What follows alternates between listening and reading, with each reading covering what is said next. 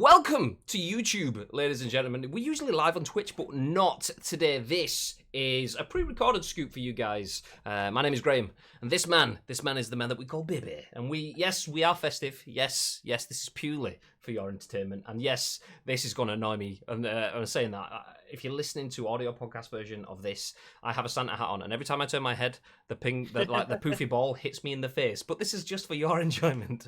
Nice. I mean, it could be worse. I mean, I have a ball that hits me in the face. Not like that. Calm down. But Bibby has an elf impaled into his skull. How did that happen, Bib? I genuinely have no idea. I'm in a room, like, where's it coming from? But it is there, and he's staying there for the time being. It's quite comfortable, to be fair, so he can remain there. Nice. I mean, there was an elf on a shelf, clearly fell off, unfortunately.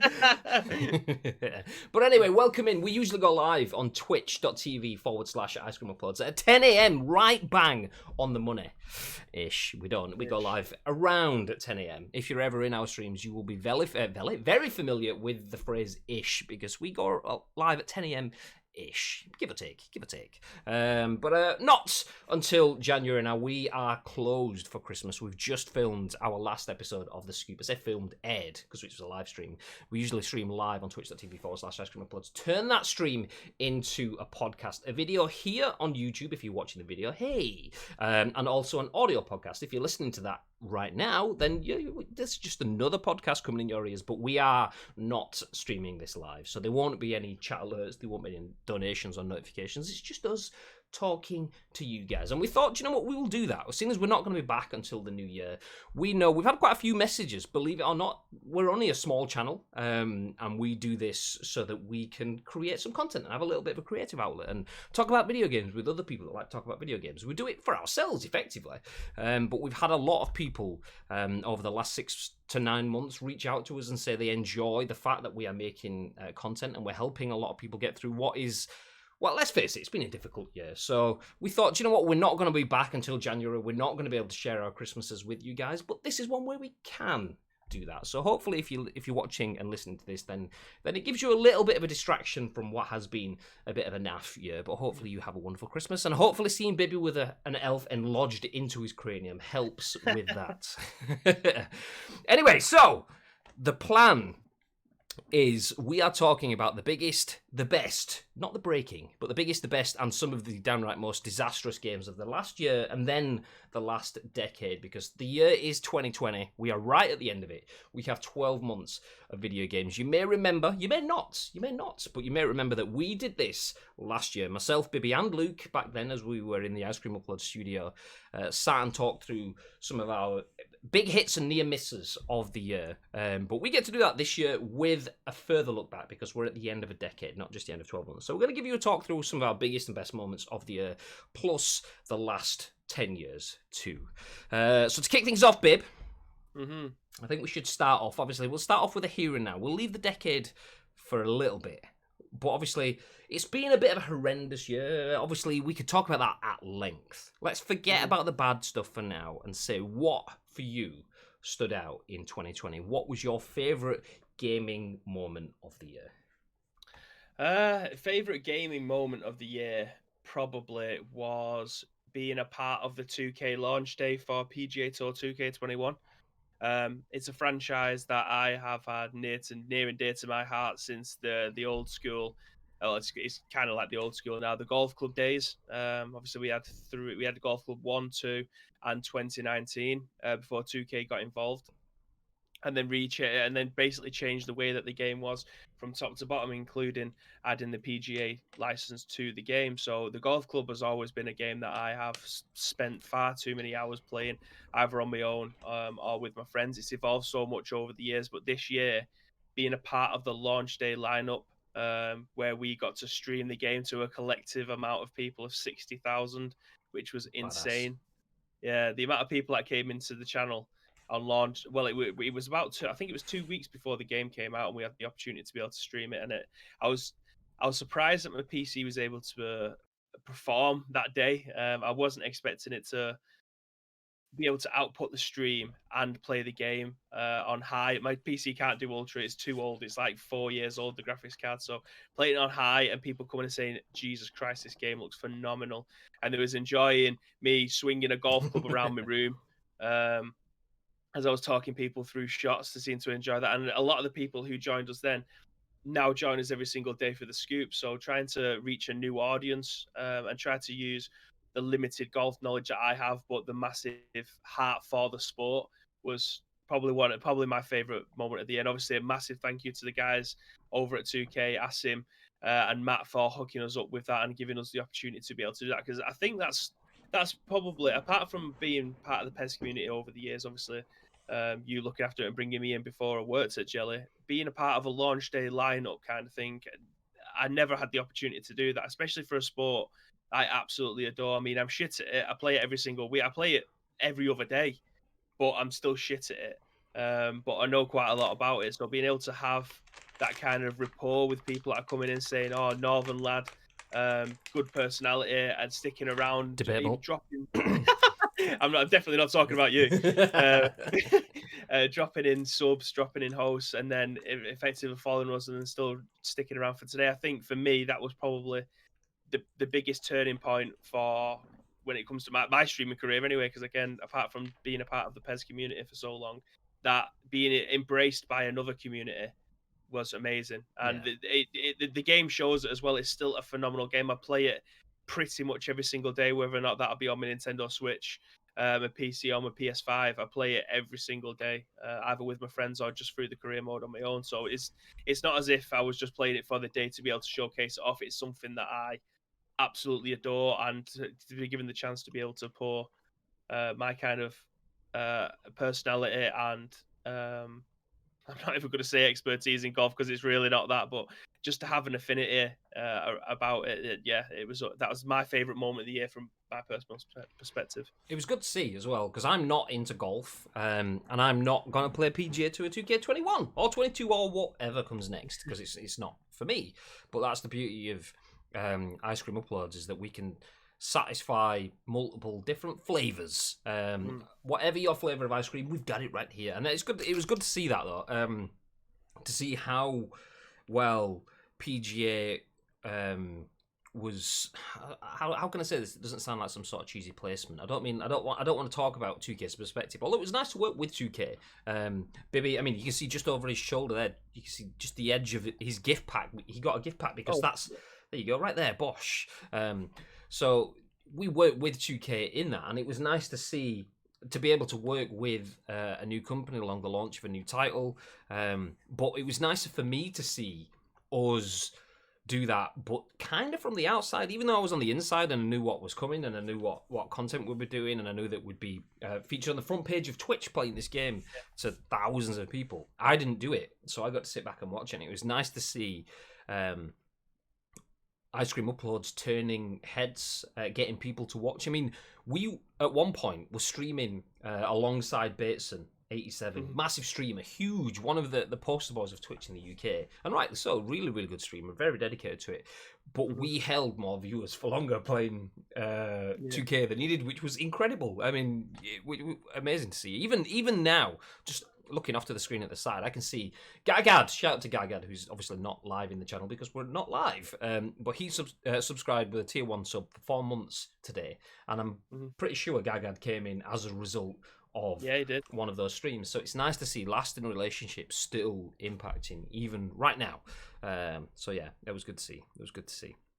Yeah, that was my favourite moment of the year. What about yours, Graham? You tell me yours. From a purely gaming perspective, I mean, there's quite a lot of favourite moments. The seeing us hit 2,000 followers, which shout out to 2K again, who helped us with that. We had a giveaway a few weeks back. I think it was start of December. We started the 2K giveaway where we gave away a selection of 2K games plus Muscle Moose. So there's been a few things like working with 2K. I mean, actually, whilst I'm here, shout out to Muscle Moose because they just sent us some Christmas present. This is not a spawn, by the way. They don't pay us anything. But they've provided us with a nice Christmas beanie. You may have seen we got some hoodies and hats the other day, as well as this. Look at this. So Muscle Moose mug.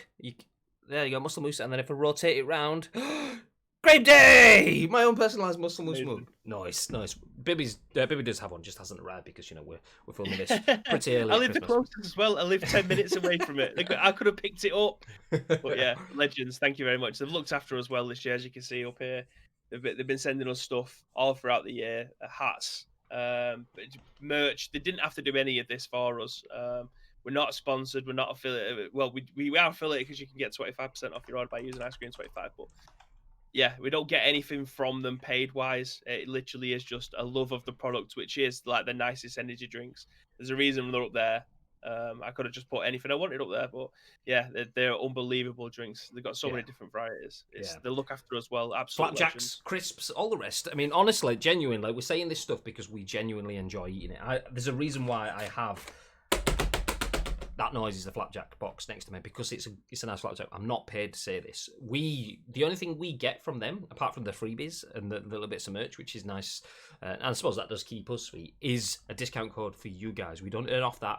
Any purchases you make, we don't even get notified if you've done it. You just save 25%. So it's a nice friendly relationship we have. Anyway, the reason I mentioned those is because whilst it's been cool to see us hit 2,000 followers and work with companies like 2K and Muscle Moose and beyond, I would say if we're stepping away from all that and I just look at video games, obviously this year has been the year of the new generation. We've got massive, wonderful experiences like Cyberpunk 2070. Oh, sorry, okay, I'm starting. I apologize. Take it back. No, there are wonderful games out on the next gen, but the bit for me was, and it's probably the same for a lot of people, it's not the most emotionally significant moment of the year. It's not the outstanding best video game I am ever gonna play. But my favourite gaming moment of the year is picking up my DS5 controller and just jumping into Astro whilst everything finished downloading. If you're like me, you will have downloaded everything from your PS4 to your PS5 via Wi-Fi, which takes 12,000 hours. That's what I did. Yes, not the greatest planning. I could have just done it with an Ethernet cable in about 30 minutes, but still, I started it all going. It took about 13 hours. So I didn't want to play any games whilst everything was downloading, but Astro was already there, installed, really quick, ready to go. So I thought I'll play Astro's Playroom. And I'd seen a few other people. Shout out to the guys at Next Gen Base, by the way, who'd also said to play Astro's Playroom before you play anything else, because it's just a nice bedding into the console. Lets you know how the DualSense controller works. And it was a tech demo, effectively. That's kind of what the way it was described to me before I played it, but it was so much more than a tech demo. It's a really clever, really well thought out, and really well soundtracked platformer disguised as a tech demo. That's what it is. It was exceptionally good. So for me, my favorite gaming moment of the year was playing through Astro's Playroom. Did not expect it at all. We actually, just to jump ahead a little bit, we do have one of the categories was biggest shock of the year. I could have put Astro's Playroom in that. And yeah, I'm not going to do it because I will say stand out as favorite gaming moment of the year. So much so that I keep playing the SSD song and the GPU song to Danielle. There's like the SSD Speedway, and that doesn't really have any words in it. It's just like a electro synthwave sort of soundtrack, and it goes SSD. But then there's another one where it's like I'm your GPU, and I keep playing it to Danielle all the time, and I wait for a few days, and it goes out of her mind, and then I play it again. And she's like, "Why have you done it again? E-worming me." So, but it's one of those annoying e-worms that you can't help but like, though. You're like, "Oh, fuck." It's like Feliz Navidad. Feliz Navidad. Feliz Navidad. So that's it. Astro's Playroom, my favourite gaming moment of the year, playing through that. Did not expect it. I don't go back to 100% games. I did on Astro's Playroom. I didn't platinum it, but I 100%ed the game. That's all you need to do. Platinum's it's just extra time to be able to put stuff if that's what you want to do. But yeah, 100% in the game. That's more than enough satisfaction I can get from it. I've actually just thought of another gaming moment this year, and it probably ring true better to you than it did for me. But it was just nice to be able to play in that. I don't play in many esports tournaments because I'm not that great. But the Chicken for Charity evening was amazing. Yeah, I don't play PUBG that often. Graham is obviously the PUBG guy, but playing in a Chicken for Charity for special effects and having was it 120 people playing over 5 games? It was It was, an I think, unbelievable experience. it was no, it was 64 people. We had 60. Oh, maybe it wasn't. Maybe I can't remember. It was a lot of people. We raised like Yeah, what was it, like 16, 20 grand or something yeah, in a it was few mental. hours for special effect, which is incredible. Yeah. So for those of you who don't know, Chicken Charity is basically a selection of the games industry. So brands like Sega obviously involved. Sega spearheaded it, even though it was a PUBG thing. So there was teams from PUBG and Sega, some influencer teams. Um, Esports brands, commercial retail partners, and agencies and brands and influencers from across the games industry, including us at Ice Cream slash Jelly. And yeah, we didn't rank and place very highly, but what I will say is we did contest a hot drop with Esports Wales. This is a team made of esports players, and we kicked Mhm. their ass. Yeah. Killed two, and the other two ran away. That's all I'm saying. That's all I'm saying. I also single-handedly melted Overclockers UK as well in the last game, so in Yeah. your face. But as someone who is obviously invested in esports, I don't get to play in that many of them for big in these big tournaments. Obviously, because I'm not that great, I don't have the patience or time to become great at anything really. But being a part of that, but obviously playing alongside you, playing against one of my oldest friends, Alpi, and also Beans TV, another fabulous streamer, being able to be in party chat with you guys for like 4 hours while I was just getting melted left, right, and center. It was just a fun day, like watching and listening to the commentary, like people commentating over my shots, like it's we've got Rubinho on the camera now, and then you'll see me firing 2 shots and then getting killed with one. That was probably one of the highlights of my day. But yeah, it was amazing to be part of stuff like that. It's such a rush that not many people get to experience, and that It again is would be good though. It's like it's people will sit and watch the likes of Frankie, professional esports host, and PUBG casters like Clover, and I can't remember who the other caster was, but pro level commentary teams run by full on production teams. People will sit and watch that for hours in general. I watch PUBG esports for hours in general, but people were watching us be shit at that. Although to be fair, I did get 2 kills on stream, so I was like, yes, Yeah. nice. Oh, I think there was like a 5-minute montage of Alpi lying down trying to heal himself behind a rock, as he had like 4 other people trying to shoot at him, but then he managed to double back and run away as another team started to fight. Yeah, all of that stuff that usually you're the one that's watching people do these plays, and then we're in the middle of the plays. That was a nice feeling to be able to be a part of something like that. But that's just something that came to me then. But it was an amazing event to be a part of. Definitely, definitely. I mean, to be fair, I only had 6 kills in all of the games that we had, or something like that. But at You do that in least, one match usually. yeah, usually. But then again, not on PC and not against people of that caliber usually. But yeah, I had 6 kills, and I think at least 3 of them were on stream. So shout out to the observers. You nailed it in terms of my content. That £5 was well spent. Anyway, so that is highlights then. Okay, we know what your Yes. highlights of the year.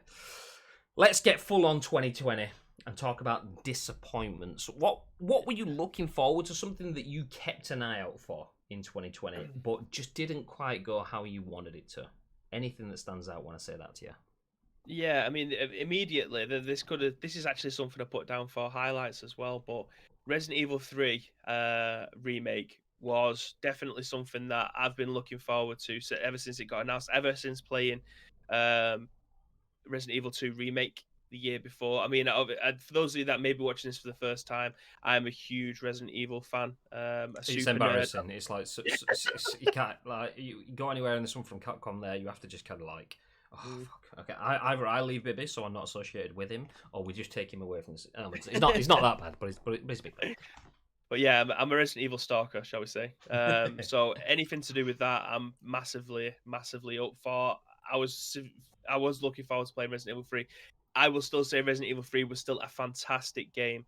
However, there was just too much stripped out of it that I think taking a little bit of the soul out of it. Not having the clock tower there probably was the biggest bugbear. And I think a lot of Resident Evil fans will obviously say that as well. It is one of the most iconic parts of the Resident Evil 3. And to have it completely taken out and just having a mediocre boss battle there instead was it was embarrassing, really. I can't believe it was something that was so deeply ingrained into the community. It was something that was taken out of. I don't know why. We don't know what the restrictions was. We don't know why it was taken out. But unfortunately, that was the tipping point for a lot of people. I will still stand by. It was still a fantastic game. It wasn't as good as the remake 2. Remake Resident Evil 2 was my all-time favorite game ever, and the remake probably is on par, if not slightly better. It hit every single note. It was the tank controls was nowhere to be seen, which is something I wish they could have, put in as an alternative camera if that's what you wanted to do. It Or may not even have. some sort of like small segment where it just kind of has a bit Yeah, of an homage kind of thing. yeah, that would have been fantastic. That would have been the icing on the cake. But yeah, I mean, Resident Evil 2, I can't fault it. It was an absolutely amazing game, and 3 was tipped to be. I mean, 3 in terms of the game itself compared to 2, it was always shorter. It was shorter on the PS1. You could do it so much quicker. I think people managed to complete the game in half an hour. Um, yeah, the original one that is. So yeah, it's a shame. It was still an amazing game, and it definitely is still one of my games of the year. However, it was also my biggest disappointment, but that's because of the affinity that I have with the game and the franchise itself.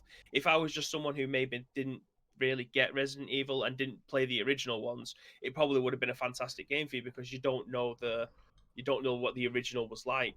So you could have just skipped over all that. You probably didn't know there was an original clock tower part where you ran through, but not having it in this is yeah, for me, that was my cross over this one, but that's my biggest one. It's kind of one of those things, though. It's in my like as someone that doesn't have that affinity with Resident Evil and hasn't played through the original games. That would kind of not resonate with me. I wouldn't notice, but that would be like, I suppose, taking Psycho Mantis out of Metal Gear Solid, having a Metal Gear Solid remake and then not having Psycho Mantis. Yeah, you can't do the controller port thing because you don't plug your controller in anyway unless it's dying. So. Okay, that's going to be card. Yeah, exactly. That's going to be difficult. Take out your SSD. What? So yeah, it's never going to be straightforward to kind of do that again. But if they removed Psycho Mantis entirely, then you'd be just like, what the fuck? Ugh, I understand it's not going to be the same, and it's not going to have the same impact. And I understand you can't look at the back of the case if you've downloaded the digital version, but to remove any semblance of that is one of the most significant moments in gaming, let alone that game. So that's kind of that moment for that. So to say that out, yeah, that would be a big disappointment. But for me, though, in terms of disappointments, it's not really been a year for disappointment for me in video gaming, and I think that is my fault. I've not really branched out further than what I've been branched into already, and that is, if anyone watches these streams, I spend a lot of time playing recently battle royale games or shooters, at least. Maybe a couple of platform kind of things. I played through The Last of Us in the close of play period that we had when Bibby had a week off earlier on in the year. Other than that, I've kind of stuck to my main things, so it's kind of difficult for me to pick a disappointment for me. So when I do pick one, it's going to be one that I haven't played. And the disappointment comes from the fact that I haven't played it, but wanted to play it, and now probably won't play it. It's not Cyberpunk, by the way. It kind of sounds like that's where I'm going for. And if you're picking biggest disappointment of the year, we're filming this on the 22nd of December.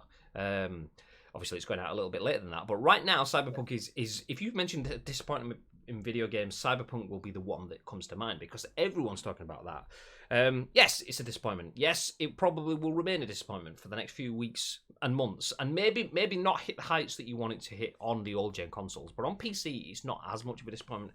On next gen consoles or current gen PS5 and Xbox Series X, it's probably gonna hit the heights that you want it to. So I'm gonna steer away from that one because a lot of people will pick that as their disappointment. My disappointment though is Fast and Furious Crossroads. And the reason being that I will not want to. I do not want to play that game. I love the Fast and Furious franchise. Ever since, like, teenage Graham, who wanted to drive a Honda Civic with a neon ground kit and a dump valve and a fully all the chav stuff. Yeah, I wanted to be that guy. And I've matured over the years alongside the franchise. Well, not that you can really say the franchise has matured. It kind of has in some ways and not in others. But I've enjoyed all of the films all the way through, varying levels in times, but to the point where Fast and Furious Crossroads is a game that's coming out, and just this morning we were talking about it actually on the Scoop, and I mentioned how Vin Diesel and Michelle Rodriguez were stood on stage and they were hyped about bringing a game or being in a game, and I was like, yeah, I want to play as Vin Diesel. Yeah, I want to do Fast and Furious stuff. I want neon graphics flying underneath trucks. Yeah. And then when you saw it and it was bad, it looked bad, and everyone in the audience was like, oh my God, this looks terrible. Yeah, just keep clapping and smiling though, because Vin Diesel's still on stage. Oh my God. And then I thought, do you know what? It might look terrible, but if it plays well enough, games can look not cutting edge and still be decent. But everything I've heard about, everything I've read about it, every personal recommendation has not been a recommendation. It's been my recommendation is to just don't bother. It's not worth it. You're just letting yourself down. So yeah, that is mine. I haven't played, and that's the disappointment. The disappointment doesn't come from the fact that I think it's bad. The disappointment comes from the fact that unanimously everything has pointed me towards not picking it up. And anyone that watches the Scoop will know that I don't go off Metacritic. Will know that I don't just take someone else's word for it as gospel off the bat. But when it's Metacritic bad, when the individual reviews in detail, the qualitative and the quantitative stuff is bad across the board, that's my disappointment, is that I probably will never play that game as a result of that, which is a shame. Absolutely. Anyway, forget about games that we won't play. What about games that we have played? 2020 is a year that has given a lot of people a lot more time to play games. Not everybody, but some people have had a lot more time to play games. What have you sunk your teeth into more than anything this year, babe? Well, last year it was Elder Scrolls Online. It's a game that I got back into the year before on the PlayStation 4, obviously. Not the original one. On the PlayStation 4 with Tamriel Unlimited. But after watching a lot of streamers who I now watch all the time play it on PC, I thought, do you know what? I'll go on PC and I will play it on there instead, because it looks like you can put all the mods on in terms of you can see the numbers and damage counters and stuff like that. So at the beginning of all of last year and probably the first 4 months of this year, I played it non-stop. I absolutely loved that game, and I poured far too many hours into that game. Far too many copies. Yeah. I mean, I've got a copy for pretty much it. I mean, I would hope that it would have come to the Switch at some point, but unfortunately it hasn't. We instead got Elder Scrolls Blades, which is the least said about that, the better. But yeah, it's. I think overall this year, with all the content that we've either made for YouTube or live streamed on Twitch, all the time that I played in between, I think Pro Evo this year is probably the game that I played the most, and that all comes down to playing PES 6 now, like the 2020 version of PES, but on PES 6. So all the transfers, all the stadiums, and all that stuff. And then obviously playing PES 2 all the time on my PlayStation 2 still, as well as playing co-op with you, Graham, and doing Masters of the League, PES series. Again, that's streamed on Twitch and YouTube. Plus the Ice Cream Uploads invitationals as well. Yeah. So overall, I think PES this year has probably consumed more time overall than all the other games I was playing. That doesn't mean to say those are the only 2 games I was playing, but I've only played a lot in between. But the amount of time I've poured into it, yeah, I'd probably say PES is probably the game that's took it for me this year. What about you? Definitely a good shout. I mean, speaking of PES, I mean, you guys will probably have seen these by this time. Just want a quick shout out to eFootball PES 2021, by the way, because we've got these, and you guys will probably start seeing these soon. We've had some packages sent from the team at PES as Christmas presents, but also to celebrate the PES anniversary. That is not the reason why this is in the game, in Bibby's most time. We are absolute corporate shills, but not that much. No, just want to shout out the guys at PES for sending some goodies, because it's nice of them to send a few things out. But mine is unsurprisingly the game I've spent the most time playing. The game I've spent one of, if not the most time streaming, is PUBG. That's my game. I know. Gasp. Gasp. Yeah. If it's not PUBG, Fortnite has been probably a close second. That's more of a grind rather than an outstanding desire to play. I've been grinding Fortnite to get skins. So when I do play Fortnite, I have the ones that I want. Whereas PUBG, I've been playing as my go-to game. So that's the game that I've spent the most time playing this year. Do you know what? I'm not going to go too much into detail because if you've seen these streams, you'll hear me talk about PUBG all day. So I won't spend too much time. We'll spend more time talking about what has been shocks, though. What has caught you off guard? So I'll jump onto that instead. So for me, what has caught me off guard was a game that I didn't see coming, and then when it did come, we got hooked up with it fairly early on, it kind of stuck around after that, and that is the Mafia Definitive Edition. And that the reason I shout this out is because I hadn't played any of the Mafia games. Shout out to the guys at 2K. They did provide us with codes for that, by the way. And they also provided one of our viewers with a copy of that in our 2K giveaway as well, by the way. So GG's to 2K. But once again, no corporate shilling here. The reason that game is in there is because me and Danielle have been playing through that. We still haven't finished. We've only played Mafia 2. We've still got the Mafia 1 Definitive Edition to play through, which looks incredible. So that caught me off guard. I didn't expect to enjoy Mafia 2 so much, even though it was an older game, and even though it was still a little buggy. But I didn't expect Mafia, the Definitive Edition, to look as good as it does. That might be something I play through this Christmas. We will see. Mm-hmm. But aside from that, another one that caught me off guard was one that we played earlier on in the year. We were one of the first people to stream this game and confirmed we were the first channel to ever create an option file for Super Soccer Blast. Not even channel, first people ever. So Super Soccer Blast is a really fun, really cheap, really easy to play soccer game. What's the name of the company that makes it? I can't remember them. Perfect Pixel, was it? Something Hypixel. I can't remember. I don't know. Something Pixel. See, you can tell there's no corporate shilling because we don't even know who makes it. But they provided us with codes of the game to stream, and we played Unfinished Pixel. There we go. They have a few other sports games of the same sort of variety, but we played Super Soccer Blast, which was a nice, fun game. Myself and Bib, and even Shaw joined in for like a little sort of Euro. I mean, back in the day when the Euros were going to be a thing, we were going to play through Euro 2020. Wow, remember that?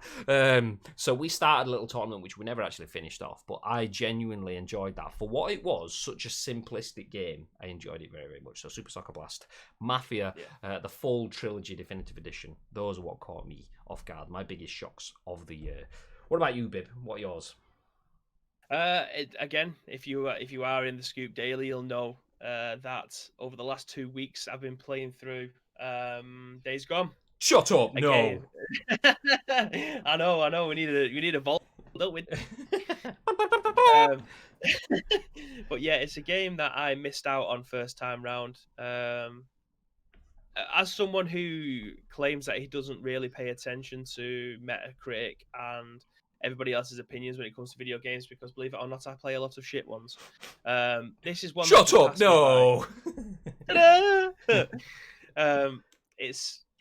It's a game that passed me by because I thought it wasn't going to be that great. Like we've seen the video or the gameplay trailer at Gamescom a couple of obviously years before it came out, and it's shown the lead character. Again, I'm trying to stay away from all spoilers here because I know there will be people on the PlayStation 5 that are doing the same thing as what I'm doing now.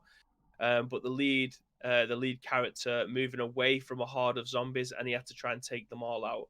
And I was like, yeah, that looks cool, but what's the premise of the story? Like, what's the crack? And it didn't review very well when it came out because it was a buggy, pixelated mess, and there was so much wrong with it. So it never really got onto my radar again until I got my PlayStation 5, and I thought, you know what? I've got nothing to lose now with the PlayStation Collection. I'll download it and see where it ends up. And I have been addicted to playing that game. The game is only meant to last like 30 to 35 hours, and I'm probably up to about 50 as it stands. Bear in mind that 5 of them are probably because I'm stuck on the exact same bit that I've been stuck on for like 5 hours. But what a game. Like, if there was ever a game that Metacritic didn't matter about, it was definitely this one. I mean, I don't know whether or not because it's had so many patches and stuff to try and bring it up to a decent standard. I've no idea, but if there was ever a game where you shouldn't pay attention to it, it's 100% this one. Play it if you've If not. there's ever a Bibby redemption story, Bibby plays a game with zombies. Never. I don't. But Bibby doesn't play a game that has zombies. Okay. A game that's been told as pants, and Bibby's not playing it. So not only is it a bad game, but it has zombies, and Bibby's not playing it. What the fuck is this? So to see a game go full circle, to be so bad that it's not going to get touched, to be the game that has absolutely sideswiped you and caught you off guard. It's definitely done well in itself to come back for that. I mean, Days Gone is a game that I've had in my collection for 2 years and haven't played because of similar sort of thing. Hearing the way that Bibby's been speaking about it the last 2 weeks, it's definitely... I mean, it was a game I was always going to play, but it's a game that's probably shunted its way up the order a little bit. So I'll play it ahead of other games, which is good. So GG's to Ben Studios and the work that they've done on Days Gone. And fixing it. Adding the extra little gloss to take away some of the bugs. No game can be perfect. Most games are probably perfect enough for you to not notice it. Days Gone clearly wasn't perfect enough, but it is now. So give it some time. If you've got PS5, make sure you get the PS Plus collection games because there are some absolute bangers in there, and they're all free. Yeah. So absolute bangers then. Let's step out of 2020 for just a moment and let's step back 10 whole years. We are at the end of a decade of video games, and yes, that's 10 years. You can't talk about all the games of the last year in 1 hour. No, we're not even... We're currently 36 minutes in. We don't even want to get to an hour in this, so we're trying to hurry up. So somehow we have to talk over the best games of a full decade. So just the top 3, 4, 5-ish, whatever kind of off the top. What are your best games of the last 10 years of gaming, Bib? Well, it's going to feature 2 Elder Scrolls games. Of course it is. To absolutely nobody's surprise. I think Skyrim absolutely is definitely up there. After the 5 copies that I've got, everything that he came out on, I've got it on. It's just a phenomenal game. Absolutely got it on the Samsung Smart Fridge. He has. Absolutely. But yeah, it's just a phenomenal game. It's one of them games that you can either play for absolutely hours and do every single side mission, or just go through the main campaign, and the main campaign will probably still take you 60 hours. But it's a leisurely game. But aside from that, Elder Scrolls Online takes the best of absolutely everything. Eventually, it's got there eventually. It's taken a long time to be able to try and convince a lot of people to be able to play this game. But Elder Scrolls Online definitely at 100% is up there as games of the decade for me. Again, this list is my opinion. It might not necessarily, because there's a Breath of the Wild, for instance, phenomenal game, but it isn't making my list of the games of the decade, and that will piss a lot of people off. But it's all personal opinions when it goes down to it. It's like GTA 5. When we were talking, as we were talking through the notes of this show before we started recording, and GTA 5 is a game that I mentioned specifically as being an incredible game. Incredible. Loved by many, many people. And I do really like that game. I wouldn't say that I love that game. I mean, I loved playing through the story, but I've not thought I need to play through that story again because it was so exceptional, or I need to go in online because it was so exceptional. They are incredible games and probably in most people's lists, but they're not in ours, so that's fine. Yeah. But if I was to choose one game that I think is my game of the decade, and it's a game that I've already mentioned earlier on in the show, but I mean, it has to be Resident Evil 2 Remake. It has to be the game that I was worried, I think is probably the best word. I was worried about how it would turn out, and it has taken everything from the original story and put it into a modern day spin on things. So it's over the shoulder, it's a full inventory. You don't really have to take stock of what you've got in there compared to the 6 slots that you used to have on the game, inventory management style. It delivered on absolutely everything and more. So yeah, for me, I've talked enough about Resident Evil 2 Remake over the past year, 18 months, but if you need to know anything else about it, you can watch the streams, because I stream them all and save them as highlights. So go over to our Twitch account, you'll be able to watch them all on there, or onto YouTube. Everything that you need to know. You can watch me scare the shit out of him in those streams as well. And in about 7,000 clips if you're doing that. But yeah, Resident Evil 2 Remake for me is by far after when all said and done, is by far my favorite game of the decade, and I think it would have taken a lot to beat it, if I'm being honest. Nice. What about yours? I have a few games of the decade that definitely need to be mentioned, and you can probably see from looking at my games, there is a lot of there's a lot of emotional significance, and it's amazing. Like, the games that last forever are not usually just the best stories or the best games, which is probably why Breath of the Wild and the Grand Theft Autos aren't in our list, because they're great, they're exceptional, but they haven't necessarily resonated. So my list includes games like Overcooked, which is on there because it's a game that I would not. It's not my game. That's not a game that I'm going to play. Nope, no, you're all right. I'm not going to buy that. No, I'm not even going to touch it. Me and Danielle smashed through the entire game because me and Bibby played like 3 minutes in the office, and I was like, okay, this is fun. And it was free on PS Plus. So I played through that with Danielle, with Chloe. I've pushed other mates onto playing it. So Overcooked, because it's such a really fun and infuriating, but fun game. It's simple. It simple game. Anyone can play it. So that's in the conversation. Obviously, PUBG is going to be in there, and that might even be my game of the decade, just because of how much time and how consistently I've played that game for 3 years now. So that's probably my game of the decade. But in there, I'm going to have to also throw in other moments of emotional significance. So, like, Pokemon Go is a mobile game. It's an AR game as opposed to an actual video game that I would class. I mean, video games are shit exploration. It's different. It's a different type of game from what I would class as my core game, like Overcooked was. But I've spent almost day in, day out. It's pretty much phased out for me now, Pokemon Go. I hardly ever touch it anymore now. But it was huge for many years, so that's in there. And then, as well as that, Uncharted, the Nathan Drake collection, and Uncharted 4. Me and Danielle, over the space of a couple of months, played through all 4 Uncharted games, and they are incredible. If you haven't played through them, Uncharted 4 is in the PS Plus collection. Uncharted, the Nathan Drake collection, has previously been free on PS Plus. If you haven't been played through them, it's like playing through Hollywood blockbusters. It's incredible. Me and Danielle did it over a couple of months, like a couple of weeks per game. So we weren't doing it every night, but when you kind of get bitten, you might play a couple of hours and a couple of hours, and then you get bitten, and then you play 3 nights in a row and smash through it. Incredible. So the Uncharted games, Last of Us games, similar with that. Pokemon Go, Overcooked, but probably PUBG is probably my game of the decade, unsurprisingly.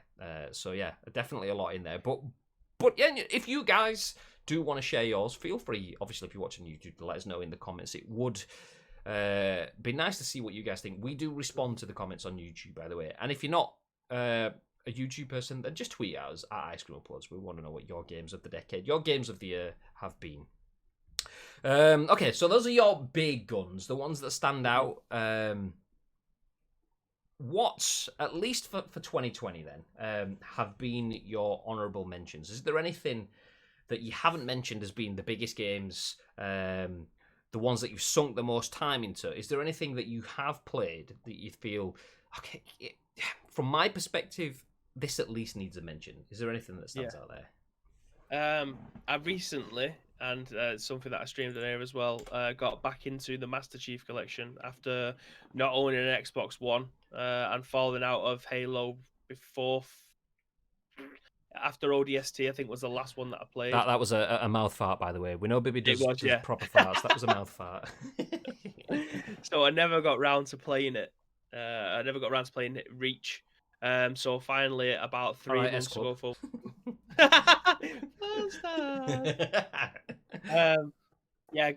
I got into Halo Reach for the first time, and that was a phenomenal game. Like, it's nice to be able to go back to franchises that you maybe haven't played for a while and seeing how they've held up. Now, I don't know whether or not it had significant work done to it before going on to the Master Chief Collection on Game Pass for PC. And just getting getting the Game Pass quota in for this episode right at the very end. Best stealing gaming. But playing Halo Reach was unbelievable experience. I really, really enjoyed it. And then going back and playing ODST, which is my favorite Halo.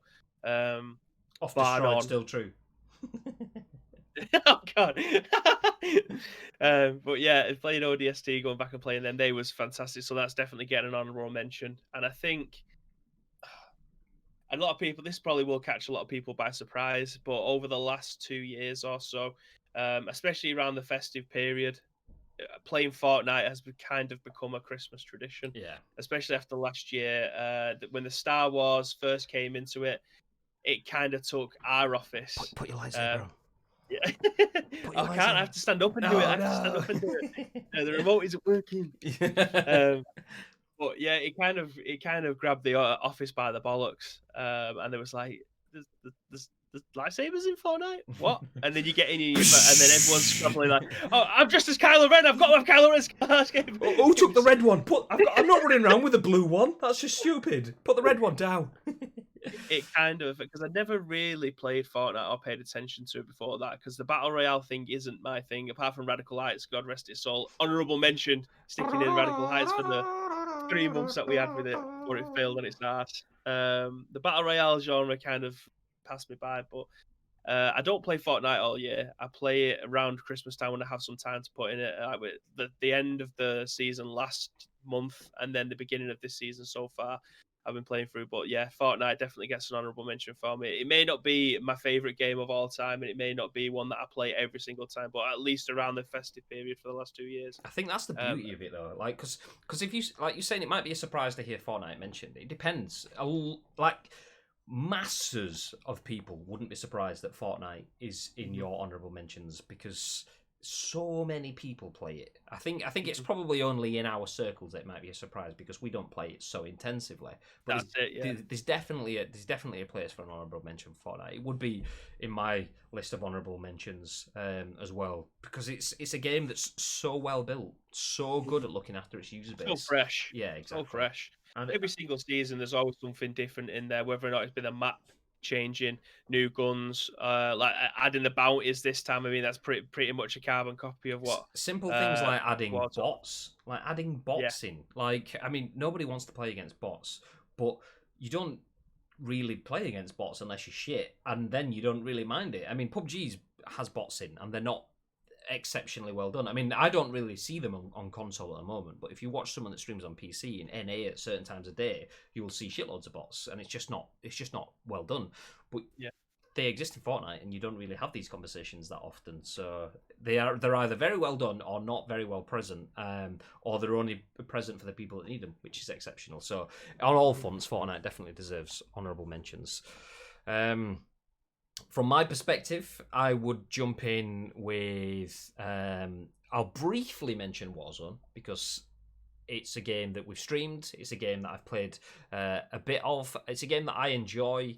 It's not a game that I play all the time, like Fortnite. It's a game that I will pick up when I want an itch scratching, and Warzone definitely gives me something from that perspective. A game that I'm probably not going to pick up very often going forward, though, that did scratch an itch, and is a game that we have streamed with varying, well, actually quite successfully, to be fair, is Valorant. Valorant is a game that I have enjoyed over the last year. We streamed a lot in early lockdown.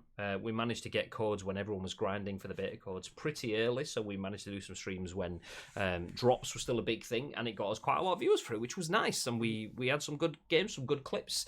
Probably wouldn't pick it up again now, because jumping into Valorant now is like jumping into CSGO right now. I'm just gonna get smashed.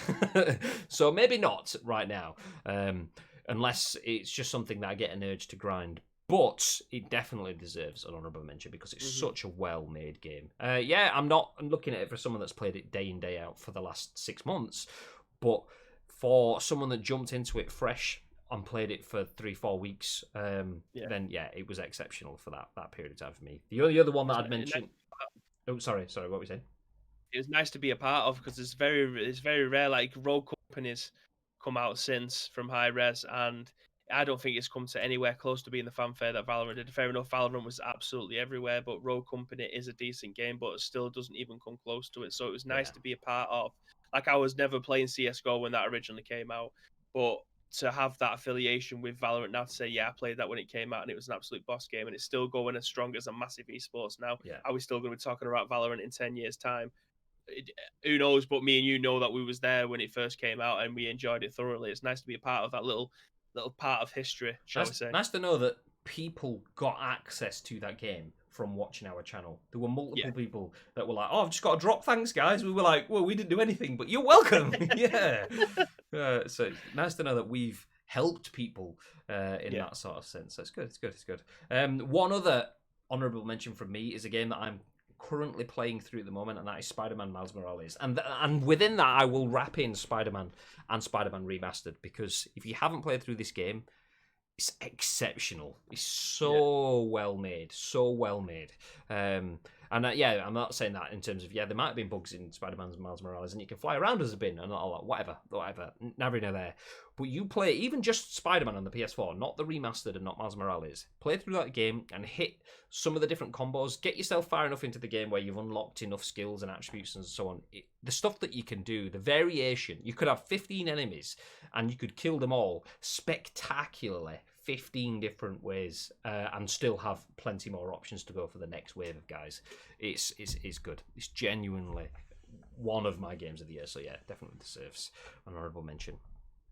Any other games you feel deserve a swift high five, Bib? Not really. No, I mean, there's millions of games that I play every single year, especially over the last decade or so. Starting off as a 20-year-old lad in the year 2010 and then finishing as a 30-year-old bloke in 2020. It's been a long decade of fantastic video games. I think the last 10 years is definitely where I've got involved in like MMOs and games that require more than just 10 minutes of your attention. So I think I've matured as a gamer in that respect. But yeah, I mean, it's been a phenomenal 10 years. With the new console generation beginning at the end of 2020, very interested to see where we end up in the next decade. Are we going to be doing this show in 10 years' time? Hopefully. And we end up having the PlayStation 6. It could be the PlayStation 7 by then. Who knows? It could be whatever Xbox name they want to give it then. The Xbox Box Series, Xbox Box. Christ knows. Box. Yeah. The Series Edition channel box of Series Boxness from the X class. Back off!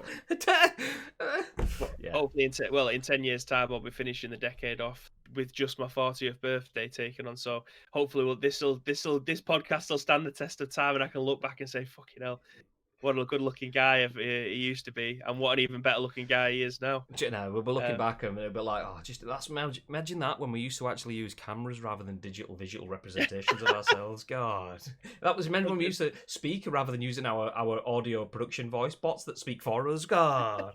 Yeah, look at Bibby over there with all of his wires knocking around everywhere. What a noob!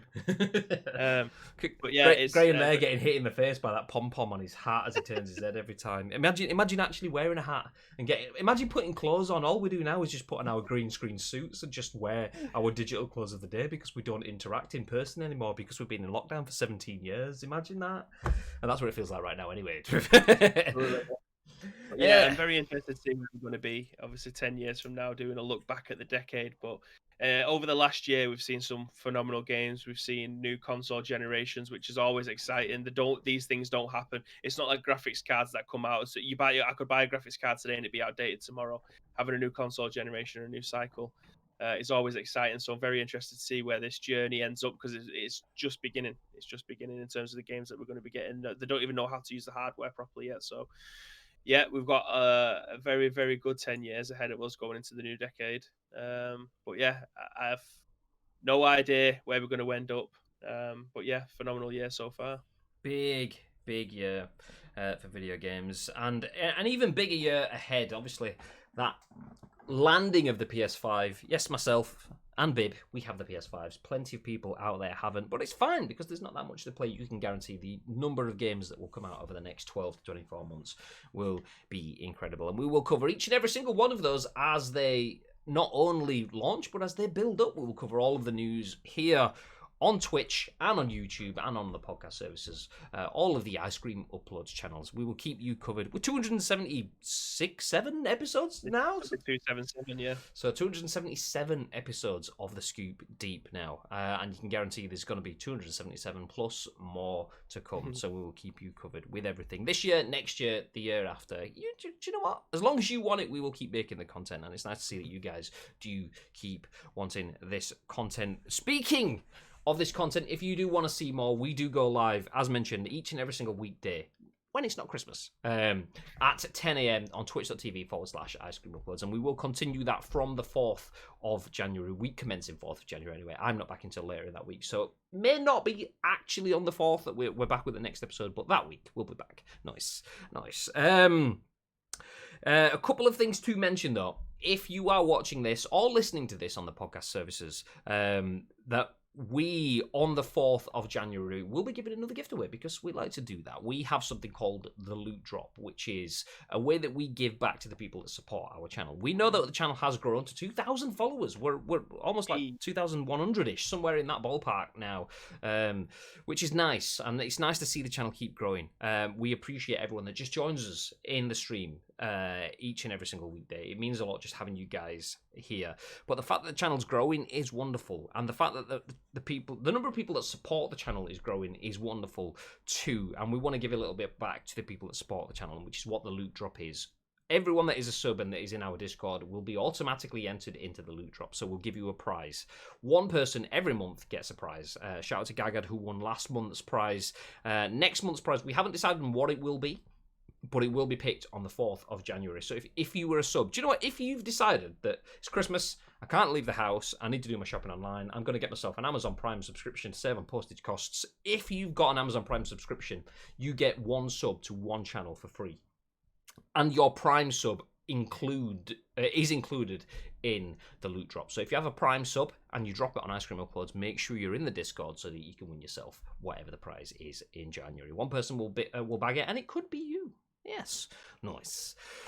Anyway, Bib, I think, seeing as we're going to put this out on Christmas Day, is that when we're putting this out? Seeing as it's Christmas Day, I think, and we're absolutely 100% not recording it on the 22nd of December, like I've just said, I think we should go and grab ourselves, another pig in a blanket, a bit of stuffing, or something like that, whatever you eat at Christmas. Velvet, Graham.